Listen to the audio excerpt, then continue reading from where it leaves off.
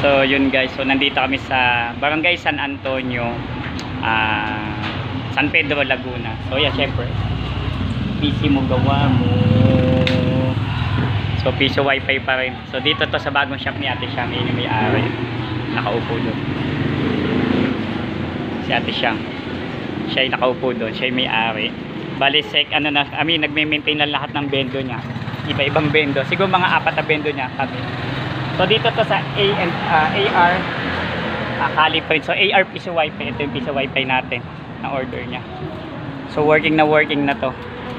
So yun, so okay na. So ito yung antena niya. Dito namin nilagay. Kasi wala masyadong mapwestuhan. So okay na yung setup. So swabe na, nagana na.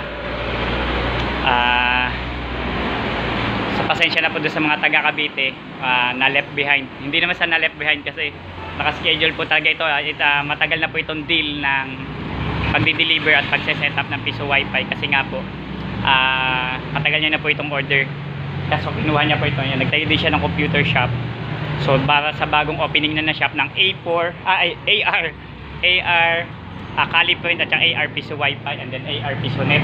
Siyempre powered by PC mo gawa mo. So up to San Pedro, Laguna. So yan, alam ni Ate Siang kung paano ako mag-support sa piso wifi. At never ako napahiya, even doon sa bahay niya sa GMA, even doon sa kabilang shop sa S4M Moto.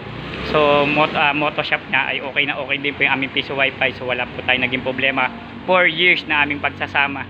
So even sa mga nabenduhan niya. So maraming salamat po sa tiwala, especially sa mga kaibigan niya doon sa Gregoria de Jesus sa San Pedro, Laguna at sa mga taga Santa Rosa, Laguna na bumili pa ng piso wifi. Maraming salamat po sa inyo.